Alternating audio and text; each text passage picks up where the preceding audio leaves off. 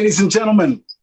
My name is Victor Brooks from the Victor Brooks Show, Facebook Live quarantine series. And I just have to, as always, give my heartfelt thank yous and just humbled by every time you come on and join us here every Saturday and Sunday at 1 o'clock or 3 o'clock, depending on the scheduling, depending on who we have and how their daily activities are going for those times, because we're all in a different vibe right now. Life is so it seems like the word crazy has been overused a lot, but I know that life is just topsy-turvy. You see how I'm giving my age vibe, but that's something we used to say, it's a stone cold trip right now for many of us. And before I bring my special guest for today on camera view, I always like to give my special shout outs, my special shows of respect to our people, because we have to remember that coronavirus is still going on right now. And that's just where I'm going to start first, with our first responders, our medical staff, our doctors, our lawyers, our people who, I'm sorry, not our lawyers, but hey, you never know.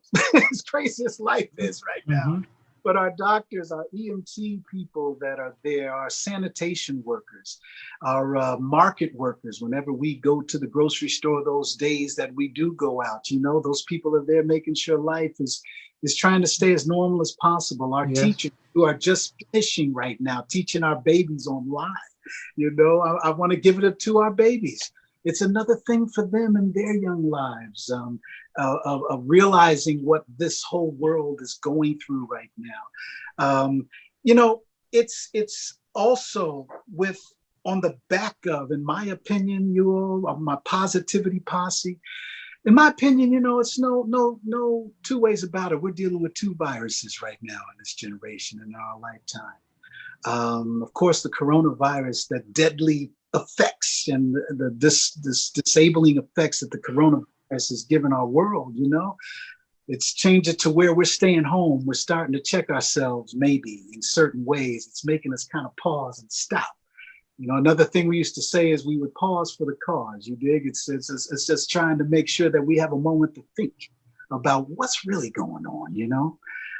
To me, that's my takeaway from the whole coronavirus epidemic itself. I respect it. I know that it's something we all must respect, because number one, we really don't know what's going on, and the way the media or even coming from what we say the White House right now is coming, having a lot of times they don't even seem like they know what's going on, but we know we have to be careful. And then right behind it, the second virus is still that we know that's still here with us, y'all, is racism. It's still here. So in my opinion, it's two viruses, where there needs to be a cure. There needs to be something that will protect, protect our daily lives, our families, our sons, our daughters, our parents, our grandparents.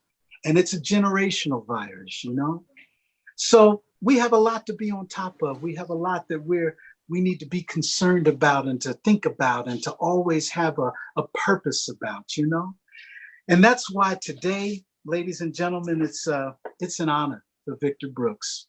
And I know it's an honor for many, if not all, of my positivity posse that we call each other around the world, the people who, though we're not disrespecting the seriousness of what's going on, y'all, not at all, of the two viruses that I just mentioned. But what we are doing is saying that there's always something that we can be positive about, something that we can always pull from that'll give us a reason to smile. You know what I mean? Every time, if we can maybe look at a family member or pick up the phone and call somebody, or get into something that meant something to us over the years, whether it's a book, whether it's a cause, whether it's a purpose. Hey, it's always something to be positive about. Today, I have the pleasure of welcoming a gentleman. And when I say that, I remember how my grandparents defined gentlemen. This is a true gentleman. across the board. This is a man who is in so many respected circles in Hollywood as well as outside of Hollywood, to be a game changer. This man and his I'm going to say his journey as a director, as a producer, as a writer, as a mentor, as a poet, has involved his artistry that comes from his soul into the daily lives of so many of us who, I'm going to say, cross-generationally have held the respect for Mr. Bill Duke. I remember in 1972, when I first saw Car Wash, I saw this gentleman come across the screen as Abdullah, AKA Dwayne. And that was my first, I'm going to say, love and respect as a young Black American, of seeing this man and the character he played, you know, like so many millions of us around the world. I know in times I've been to Brazil and I've seen T-shirts with the character Abdullah on it. That speaks volumes. Even to this day, you can see that. And as we talk today of Mr. Bill Duke's journey, if you didn't know, now you're gonna know of why this gentleman's journey has stuck with us multi-generationally as well as multiculturally. We're looking at the history of Bill Duke, and I'm going to read off my cards because I don't want to miss a beat. A lot I know from the heart, but a lot I've also been educated on. Actor, director, producer, poet, recipient of numerous awards, including American Film Institute Lifetime Achievement Award, NAACP Special Award for Outstanding Achievement, SCLC Drum Major for Social Justice Award, the ACE Awards. He was appointed personally by Bill Clinton for the National Endowment Chair of Humanities. Also, Bill Clinton's mentorship continues in an equally powerful movement through the Duke Media Foundation, a 501c3 corporation that provides media training to high school kids in all walks of media training. They educate these young minds through media as well as financial literacy. Ladies and gentlemen, it's my honor and my pleasure to bring to you today the one and only Mr. Bill Duke. Brother Bill, are you on camera with us, sir? God bless you, and thank you so much for having me, my brother. I appreciate it. Yes, sir. Sorry for the mask also. I was telling your audience I'm sorry for my mask, but in the building there's air issues, so I have to wear it. No, we totally understand, man. We totally understand. Like I was just opening up that the corona is something to be respected if even not understood. You know? It's non-discriminatory. It's non-discriminatory, my brother. You know what, Bill? I opened, you and I first met through my brother, Christopher Brooks, a few years ago. And on that introduction, I'll never forget, we were having lunch at Maselli's. I believe one of your favorites is the seafood pasta. But we were having lunch, brother. And Chris didn't tell me who I was coming in and we were going to have lunch with, because he knew me growing up of my respect for your work and yourself as a person. And when we sat down, I can remember how the conversation immediately connected and flowed with the positivity and the wisdom, brother, that you were passing on to my brother and I, not only just about this business of entertainment, but just about life itself, the journey of a Black man in this society, the journey of a man in this society. And I've thanked you on so many occasions, and I'm going to thank you again while I have a platform to thank you as well in front of so many others that are feeling the same way I am. I made reference also, Bill, to your character of Abdullah in Car Wash, 1972, I believe, where your character, AKA Abdullah, AKA Dwayne, was the revolutionary voice in that classic movie. In my opinion, one of the most classic Hollywood scenes in Hollywood movie history, man, are those 3 minutes where Abdullah comes to rob the office. And I'm saying this for some who may not have seen, or our younger crowd who may not have seen, but your character comes in to rob the office. And in my opinion, in that scene, even though there were only two people, you and the other gentleman there who played the character of Lonnie, the old school brother, in my opinion, there were three characters. One, it was Dwayne, AKA Abdullah, played by yourself, that became a revolutionary in his own right, which we're seeing out here today through our young people, brother. And the hurt, the pain, the questions that Abdullah had, man, that brought tears to your eyes and gave you a message of revolutionary thinking. And then the way that Lonnie, old school, did not dismiss you when you came with your feelings of that you were working through at that time. In my opinion, I see today, Bill, and I'd love to hear your thoughts, man, of our people, our young people protesting today, that I see young people who are now Abdullahs, who were probably right before this, the Dwaynes of their own lives. And us as our older generation, I'm going to include myself now at 55 years old. I'm now an older generation.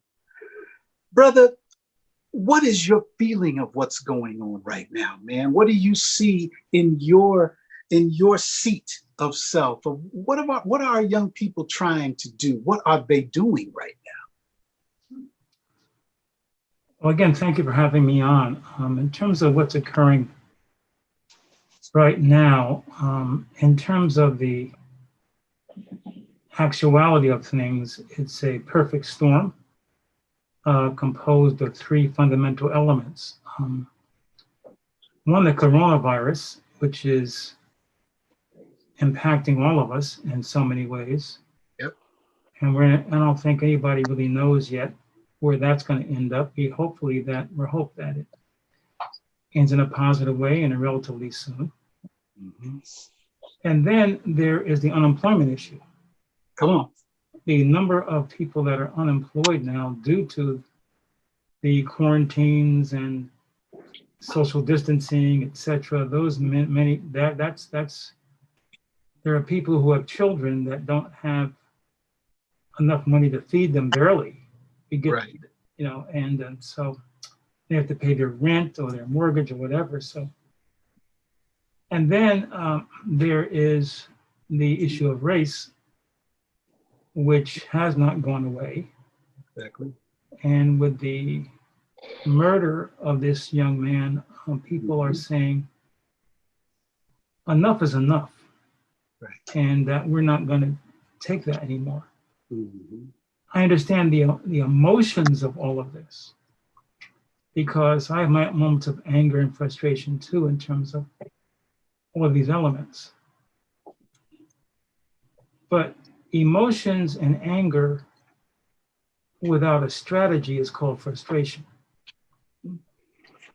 And what I'm concerned about is, okay, let's say for the next month or two, we continue to do all these things.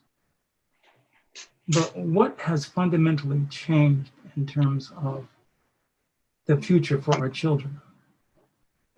We owe them a greater future than what our life has been. And the question is, what are we going to do to assure that? And I'm concerned about that. There you go. I think, one, I think voting is one aspect of it, because many of us as a culture don't show up to vote. Come on now. And we have to change that.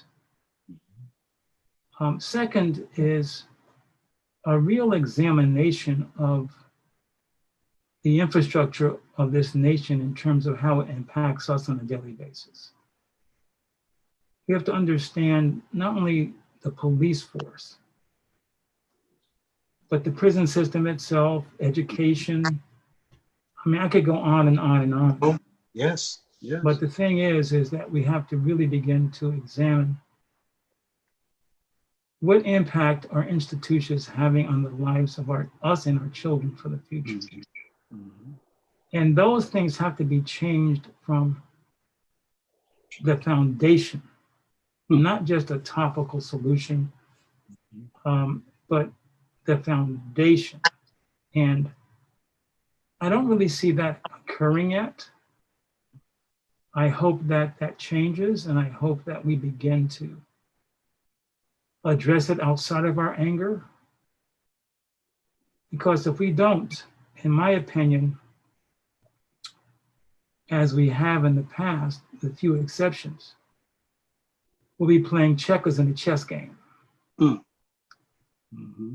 And everybody will tell us how good little checker players we are. Keep on playing those little checkers. You're a good little checker. There you go. Right. But the name of the game is chess. Come on now. That's right. We have to really learn Mm-hmm. how to play chess. Chess is a game of strategy. Mm-hmm. And I'm hoping not just our so-called leaders, but all of us begin to really think about what we can do in terms of understanding the impact on us as a culture if we do not respond in a strategic way. Come on now. Bravo. Strategic way. I remember growing up, brother, my father's, one of the main things my father used to tell my brother Chris and our sister Julie is that you've got to think in chess, not checkers.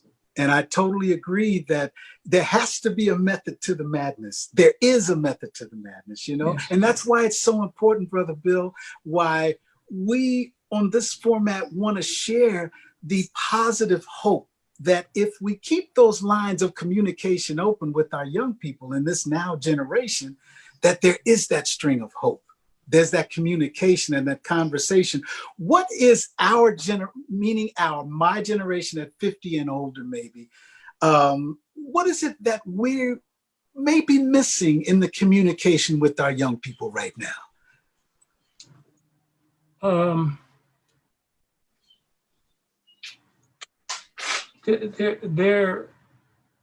We're not really hearing them. Mm-hmm. We listen, but sometimes we don't really hear them. Gotcha. And that's not good, because you and I, as young people and teenagers, etc., when we were frustrated and we tried to express our feelings and people listened but didn't hear us, right? We responded in a certain way too. Although in those days we got whippings and spankings. That's right. I know I did. That's right. You couldn't call 911 on your mother and father then. Come on, man. That's right. My mother would say, "Okay, call 911 because they're gonna need to take you away in an ambulance." Come on. But I'm saying is, oops, right. What I'm trying to say is that. Well, that helped your chess strategy grow. It helped my chess a lot. And what I'm saying is, do we really have a true commitment to our children? This is something that I'm puzzled by, because right now the educational system is broken. Mm-hmm. There are schools in our communities that don't have computers. Some don't have books. There are teachers that have 30 and 40 children in their classroom. I mean, so education is one. Mm-hmm. To the welfare system, I mean, if a woman is given more money if the father is not in the house to take care of her children, that's a very difficult choice, but it's a reality that she faces on a daily basis. Mm-hmm. If these little thugs that we call thugs, we don't understand who they really are. I've been told by some of these young people, gang members, etc., that yeah, they call us names and everything, but they have no understanding of what we've been through. Exactly. With no father in the house and a mother who's a crackhead. Mm-hmm. I was talking to one of the young boys. I heard about this young boy wanted to join foundation and talking about how you get out of the gangs and stop selling drugs and everything and da da da da da. And he was telling us that, well, I agree with you. What I'm doing is wrong, etc. But I'm 15 years old. I have no father in the house, and my mother's a crackhead, and I'm the man of the house. Mm-hmm. He said, I have to get the money to pay for the rent, Mm-hmm. food, and everything else. And he said, I really appreciate the foundation offer, but if I quit all of that and have no money, are you going to pay the rent? Right. Now, see, that's a real, that's reality. That's reality.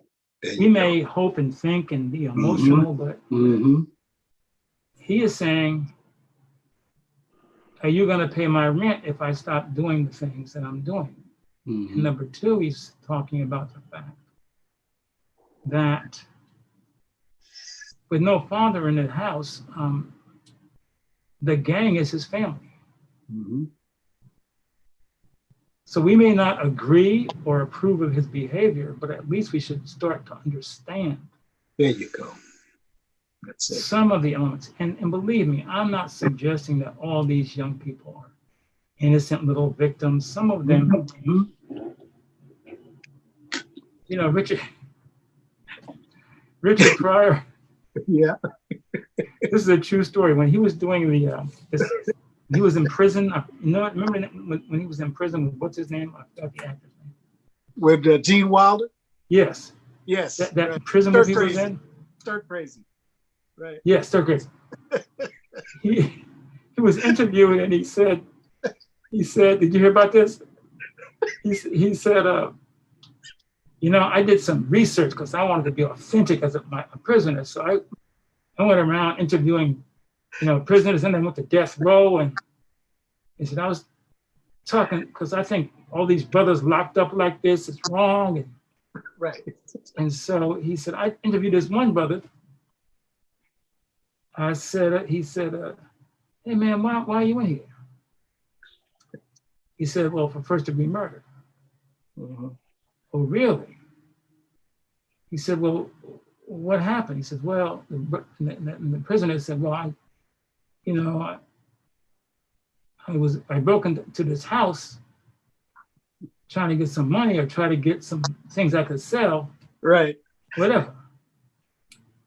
And so he said, yeah, but you killed the 4 people in the house. Right. And the guy said, yes. So Richard Pryor said, if you were just looking for the money and stuff, why did you kill the people? And the brother looked him in the face and said, because they was home. Oh, right. Hey, you know. And Richard said, thank God for prisons.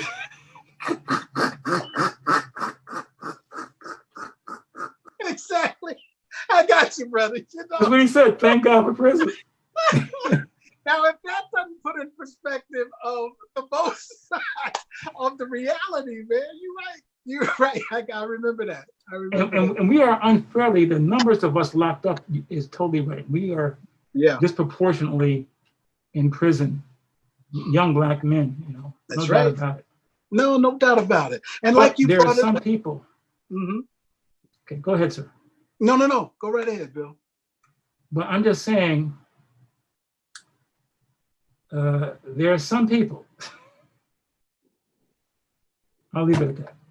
Okay, well, you know what? That brought up a whole, when you mentioned the chess game, and like I mentioned, our father was very emphatic. And I believe that's another respect I have for, and I'm going to talk to my younger generation that's listening. This is just one of the reasons I have respect for the generation before me, Bill and others, especially as my father, because of this, the gentlemen who were able to pass down, were able to communicate with myself and others in the generation that we wanted to listen. We didn't feel like, okay, if I'm going to come to you, you're going to make me feel like an idiot. You're going to make me feel like it ain't important what's on my mind, Right. But in the whole game of the chess thinking versus checkers, we got to remember we're not the only one playing chess. It's two sides of the board, right? And this is something that what you brought out, man, reiterated to me that it's two games going on. It's our chess move with our young people and ourselves and our society, our community. But then there's another chess player on the other side that may not be playing fair. And a lot of times they aren't playing fair. They're not following the rules, so to speak. So then what you just brought up there just had me off on a thing here of reality, which you do so many times when we talk, that added thing. So Brother Bill, take us back, man, to where did your strength, I know you grew up in Poughkeepsie, New York, right? That's where you grew up. But your family, are they from down south? Did you grow up or spend time down south as well? No, my father was from Orange, Virginia, and my mother's from West Point, Mississippi. Okay. They grew up, I grew up in segregation in 1943, but they grew up. Yeah. They saw things that no one wants to see. We're talking about lynchings. We're talking about what they would call nigger barbecues. Break that down, please. Well, they used to, they used to murder us, kill us by what they used to call picnics. That means pick a nigger. That's where picnic came from, pick a nigger. And if they didn't like you or they thought that you were whatever, they would either lynch you, shoot you and beat you to death, or do barbecues. One way was barbecue. They would literally, while you were alive, tie you up and put you on a spit and turn you and roast you with the fire under you. Jesus. And then the second one was to put you in a tree and lynch you and put a fire under you to dehydrate your body until till your body fell apart. There's a book that I think everybody should get. I have it in my living room on my table. Okay. And it's a pictorial history of all the lynchings and all of the nigger barbecues and all of the abuse to us, pictures. So we have proof. It's called Without Sanctuary. Without Sanctuary. Without Sanctuary, okay.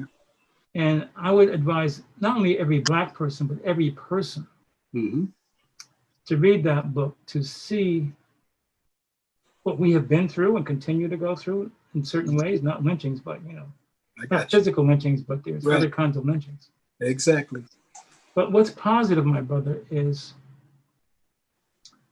and this is my faith, and I hope that we live up to it. Yeah. Black people are alchemists. The science of alchemy is being able to turn one substance into another substance. Right on. Jesus was the first alchemist. He turned water into wine. Right on. During slavery, they didn't really feed us real food. What they did was give us the leftovers of the throwaways. And one was guts of animals. We took those guts, washed them, and turned them into chitlins. Right. Add a little spice here, a little salt, a little pepper, a little. Right. And they tasted so good that Martha started eating chitlins. Mm-hmm. Mm-hmm. That's right. We take pain and turn it into music. Come on now. Whether it's the blues, whether it's jazz, Right. whether it's hip hop, whatever it is, we take whatever we're given and we turn it into something. There you go. And it's not only a domestic phenom, but it's global. Global. Mm-hmm. I was in Japan years ago, and I'm eating at a restaurant, and I hear this music blasting outside the restaurant. Somebody's driving down the street, and I look out the window, and there are these Japanese kids in this convertible that hops up and down with dreads. Yeah. They had dreads. Japanese kid had dreads. Gotcha. Playing hip hop music. Right. I'm just saying is that we have the ability, we impact the world with our pain. Right. That's right. You know what? And that made me think of the positiveness of the arts, the strength of the arts through protest, all generationally, man. That's when there was a protest, there was a song that was being sung while someone was marching. Right. When we go to church, somebody was singing a song of support. Somebody made a film about the protest. Somebody drew a picture. Somebody had a poem about the protest, So, and especially like you just mentioned in our community, the arts and the power of expression has been so healing in so many ways that I cannot wait to hear what's going to come out of this right now artistically, the films that are going to come out, the songs that are already being written, especially by our young people, Bill. One thing that we have to really pay attention to, not to cut you off, I'm sorry. No, go ahead. But the thing is that in certain schools in this country, they're taking the arts out of the curriculum. That's right. And I think that should not be allowed. Not at all. Not at all. Mm-mm. Art is power. Art is the power of expression. Art heals. To this day, so many people, I live here right off of Crenshaw, Slauson area. I still hear right now out of homes, out of cars that may ride by, Gil Scott-Heron is playing on the street right now. Right. I'm hearing and seeing on the post the Nina Simone anthems that are still here to this day. Of course, We Shall Overcome of the Martin Luther King following and revolutionary in his way of revolutionary change. I hear Revolution Has Come, Time to Pick Up the Gun by our Black Panther movement. So music and art has just played such a strong healing in our community. But it makes me wonder too, Bill, with that chess game that we're talking about on both players, both sides, it feels that with this new generation, our young people now who are in the age group of the voting age, as well as when I'm seeing them out there with their signs and giving their passion of change, right? I'm wondering, what is that expression that keeps it alive all through what I just mentioned, through the Nina Simone's, all through the history, and even our Latin American revolutionary family that had their music and artistry through theirs. But what is it that is still connecting, brother, that makes that artist say, you know what, I gotta write a song about this? I have my explanation as an artist, but I would love to hear and feel what is that artistic strength that keeps it going, man, generationally, to make a change? Well, as I'll say again, turning pain, frustration, and desperation through voting and the arts, the alchemy of what we have done in the past into something that will impact the future in a way that enables young people to deal with their issues of pain better than we did. Mm-hmm. Got you.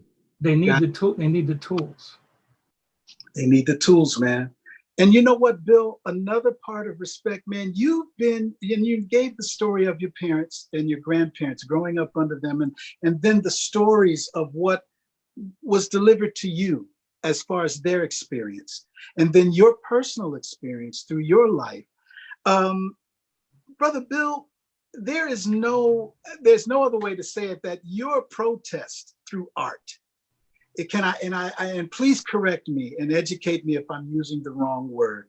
The protest that, or your speech, or your point of view with your projects such as Deep Cover, Hoodlum, Rage in Harlem. You have had elements, dark girls, light girls, even all the way to now. And I started out with Abdullah in Car Wash. You have, and the reason I brought that question initially up is because that thread of artist protest or artist speech or artist voice has been in your work, at least through a lot of us in our times of side conversation at the dinner table or after we turned off a movie that that you know through your creation has given to us in the world. And the conversations definitely are going, the ingredient of that is going to be, oh man, you know, subjects that hit us to the core. Is that something that was purposeful in these film creations of yours? Is that something that was purposeful, that we're feeling? Yeah, it was, and it continues to be, because one of the things that is lacking globally, it's changed to a certain extent, but it is the showing of our humanity. Gotcha. Our commonality. And that we can't continue just to act emotionally. There you go. Because emotion without strategy is called frustration. I'll give you an example. When I was the first Black director on Dallas, it was a very popular television show, years and years. And I had my used car, my briefcase, and put a little jacket on to look professional. I drive up to the gate and I roll down my window. And the guard looks at me and he says, "Who are you delivering for?" I said, "What did you say?" And he said, "Who are you delivering for?" I said, see, what I wanted to say, as I said in my book, I'm about to deliver a can of whip ass to you. Exactly. Because you just, respected me. But I'd seen a speech by Dr. King the night before. Wow. And I looked at him and I said, I'm delivering my talent as the first Black director on Dallas. That's what I'm delivering. So would you please open the gate? Right. And the most wonderful thing about that moment was the look on his face. See, that was more rewarding than anything else. Just looking at, he took a little breath like that. There you go. Right. And then he opened the gate. Right. Checkmate. Right. You see what I'm saying? I can dig it, man. You see what I'm saying? See, if I had gotten out the car right. and did what my emotions told me to do, yeah, I would have never worked in Hollywood again because I would be the angry black man. You can't trust them, you know, da, da, da, da. Mm-hmm. Even though my anger was justified. Mm-hmm. How do you turn that anger and frustration into something that's productive? Mm-hmm. And it moves you beyond that particular moment? That's the real issue. That's the real issue, Bill. That's the real issue, man. And I'm so proud of our new generation because I'm feeling that. I'm seeing that. And it's, you know, there being videos that are posted, man, and this whole social media thing, whereas from what I remember, you know, is that things that are being posted now, real life situations, maybe, and I'd be really shocked if mainstream media then would have covered the depth of the realism that we're seeing on social media right now. You know, I mean, we may have heard it or generalizations of it or read about it in the newspaper or magazine coverage or whatever, but it's in our face. It's in our face right now. And I'm looking at the so many young people who are watching this right now all over the world. We have Brazil here, we have Italy here, we of course our own US here, people who are tuning in. And that whole thing of where we're seeing right now, young white kids who are posting their conversations with their parents of trying their best to educate their parents. This is a different time. It's not like you guys had it. We don't agree with you, mom and dad. You know, it's time to make a change. That's my hope and positivity. That gives me, when I watch that, it gives me a positive hope for the future, Brother Bill. It gives me, you know, you too, you know, and it's like, man, you know, in a lot of ways, I wish I had. You know, yeah, some ways, I'm still a dinosaur with the social media in a lot of ways.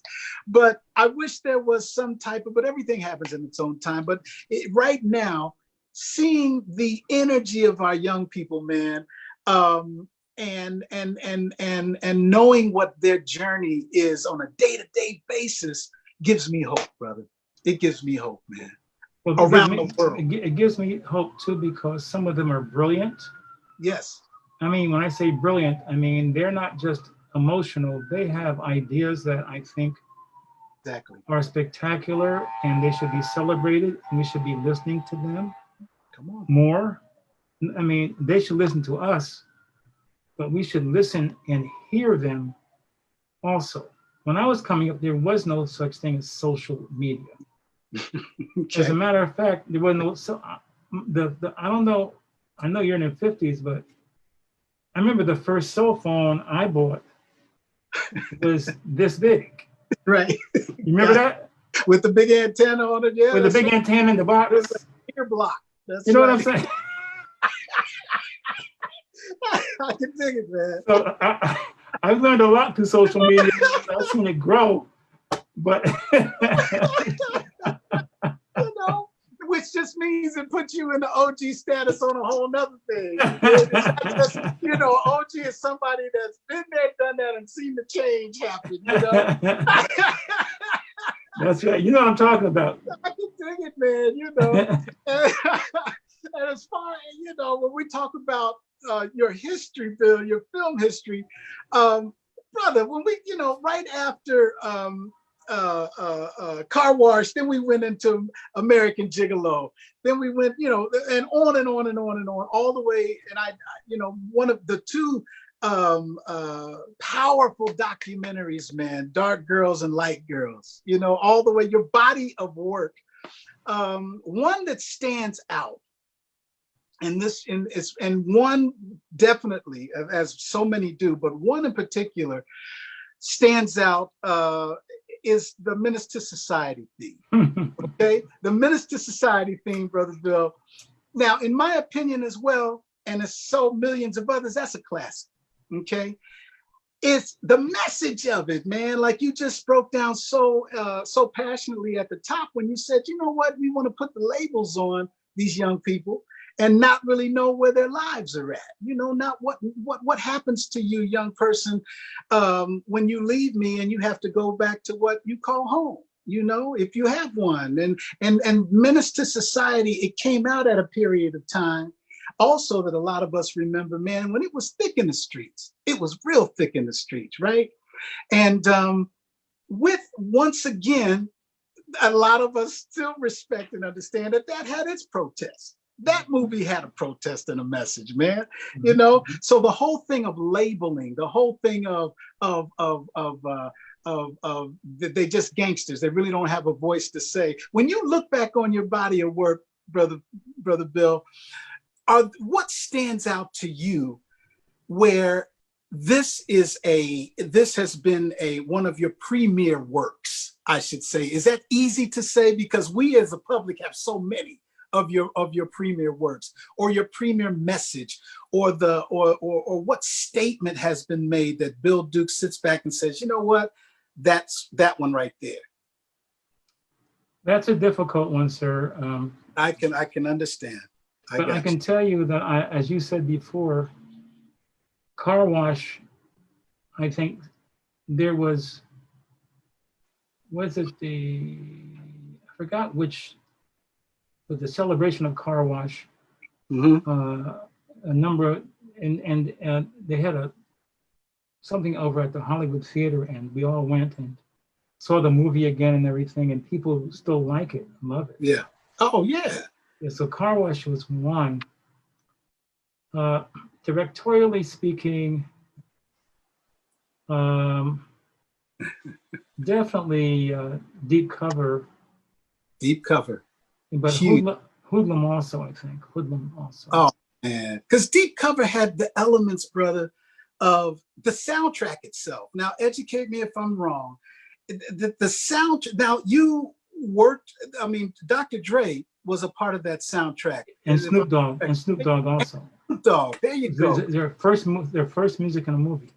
See, and once again, the message of Deep Cover, and then the music of Deep Cover, with the two brothers, Dr. Dre and Snoop Dogg, man. I mean, once again, presenting that cohesiveness of multi-generational artists together, working together. Yes. What was that whole experience like, man, with the Deep Cover and Dre and Snoop and the message and all of that, man? It was one of the top experiences of my life as an artist and as a director.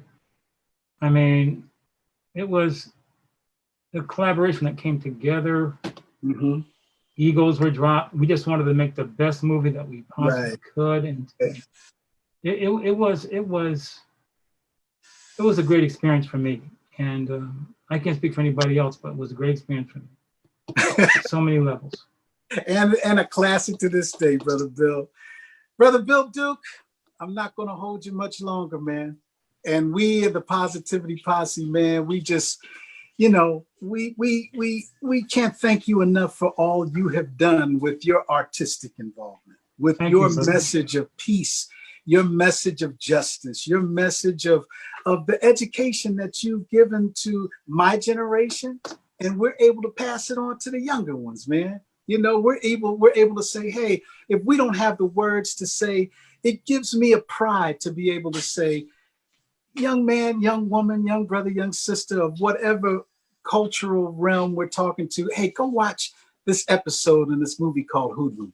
You know, go watch this part of this documentary called Light Girls. If I don't have the question or don't have the answer to specifically give to a young person, it gives me pride, brother, to be able to say and to recommend that the work of Brother Bill Duke can last the test of time, can go multi-generationally, my brother. I'd like to know in closing, man, what is it that you get from the Menace to Society? In my opinion, we in Hollywood history, brother, we have Stella from Marlon Brando that stands the test of time. We have, frankly, Scarlett, I don't give a damn. That stands the test of time in Hollywood history of slogans or what have you. But brother, it may be comical, but it also is real. When you sat there and crossed your legs in Menace to Society and told the young brother, no, you know you done fucked up, right? You know you done messed up.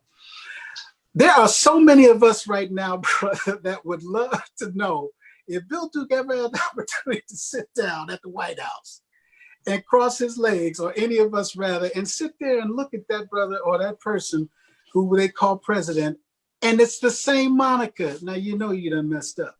Right. You know you have made some promises that you haven't kept. Yes. Brother Bill, your work is powerful, and I cannot thank you enough again for being here. I want to know if there's anything else you would like to give our Positivity Posse before we close, man. Any words of wisdom, any words of support, anything that's on your heart you'd like to give us before we close. Okay, there's a few things. One is, if you believe in our children and really giving them understanding of how they're going to face the future in our industry, please go to my website, dukemediafoundation.org, dukemediafoundation.org. Check it out. If you want your kids to be involved, let us know. Linda Miles runs that part of it for me, so be in touch with Linda. And also, if you want to donate, please donate, because a lot of the dollars come from me, which I'm glad to do, but we need support. Number two, my book, Bill Duke, my 40 years on screen and behind the camera. Please check it out. You can get it on Amazon. It's the audio book, or you can get the hardcover. So, and last, I love quotes. I don't know if you do, but in all my interviews, I always end it with my favorite quotes. And there's three of them. Okay. First one: aspire to inspire before you expire. Please do that again. Aspire to inspire before you expire. Second, if a man does not seek humility, humility will seek the man. And the final one, in your lifetime, you will never see a smaller package than a person wrapped up in themselves.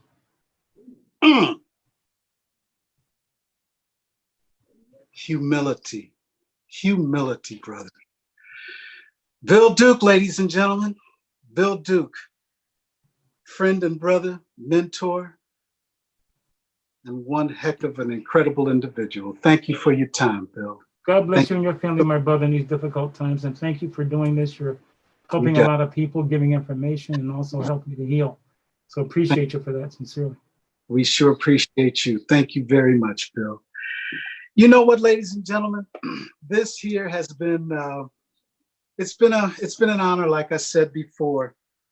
And even though my whole thing of positivity is my platform here when I come to you, man, I'm going through it just like you are. My heart is full. My heart and my soul and my spirit, it's pulling at me. My mind is going back and forth. My mind is my mind is filled with the fear that so many of us are feeling. It's filled with the confusion that so many of us are feeling. I want questions answered, just like you do. I want to know that safety for all of us and a change for all of us is going to happen, just like you do. And when I sit down and talk to mentors and generations before, like Brother Bill Duke and my father and so many of others who I've had the blessing to grow up around, it reassures that humbleness in me that all of us still have a lot to learn. All of us still have a lot to give. All of us still have questions, but it's okay for all of that to happen. It's okay to have your anger. It's okay to have the fear. It's okay to say, I don't know the answer to that question, you know? But it will take that communication platform for all of us to have together, multi-generationally, y'all. To be open to agree to disagree, or to be open to say, you know, I may have been thinking about it the wrong way. Or to say, you know what, pat yourself on the back because you had been thinking about it the right way, but now I just have the power to move on what my dream or what my feeling or passion is. It's okay. I love you all. I'm so thankful once again for the opportunity to come to you every Saturday and Sunday at 1 o'clock or 3 o'clock, depending on the time, just to sit here and rap to you a bit. Hopefully we can share that positivity and that love. We can share some wisdom. We can share some stories. We can share some laughs. We can share. I love you, Positivity Posse. We'll be here next week. And actually, we'll be here tomorrow with Sister Jeanette Hutchinson from the original Emotions. You heard her sister Wanda Vaughn as our premier quarantine series guest. But Sister Jeanette's going to be with us tomorrow, y'all, at 1 o'clock. And when you hear her story of inspiration, when you hear her story, her journey as an artist, as a female in this business, and her incredible connection spiritually, that is her gasoline that keeps her going. I'm telling you, you're going to be blessed. You're going to be inspired. You're going to be thankful that you sat and listened to this conversation tomorrow with Jeanette. God bless you. Peace and blessings. And we'll see you next time on The Victor Brooks Show.